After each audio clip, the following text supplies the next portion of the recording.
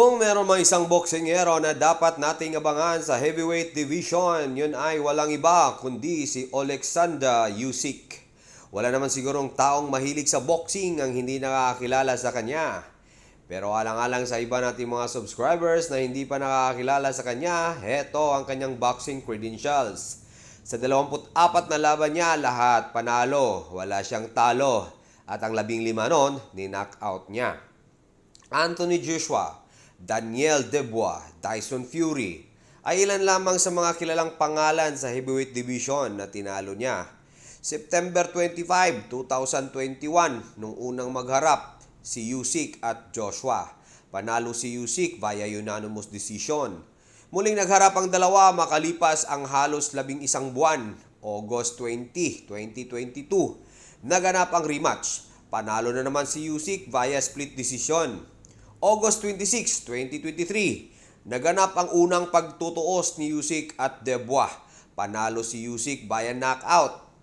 May 18, 2024, nung unang magharap si Usyk at Fury.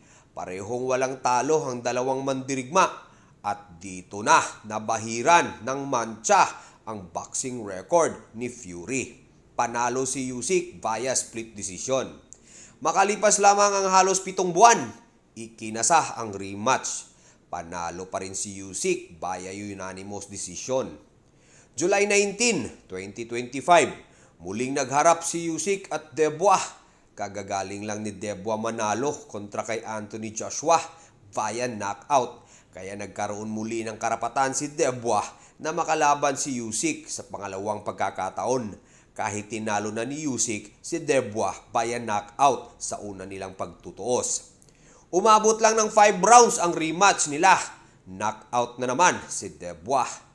Nilinis na nga ni Usyk ang heavyweight division at nagulat ang lahat nang may isang heavyweight kickboxing mixed martial arts champion ang naghamon kay Usyk. At yun ay walang iba kundi si Rico Verhoeven.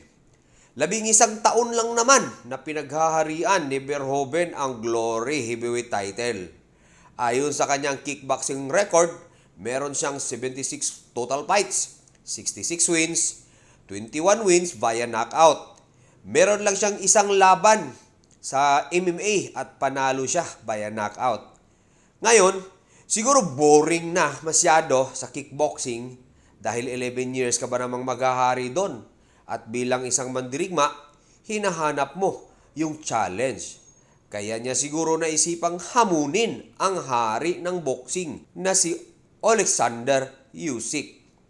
April 26, 2014, nung unang sumabak sa boxing ring itong si Verhoeven at panalo siya via knockout kontra sa walang kwentang kalaban, Janos Finfera, na may 6 na laban, lahat talo. So isang crossover ngayon ang ginawang hamon nitong si Verhoeven kay Usyk.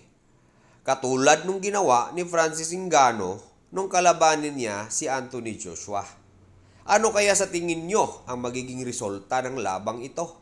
Usyk versus Verhoeven. Antabayanan sa May 23, 2026.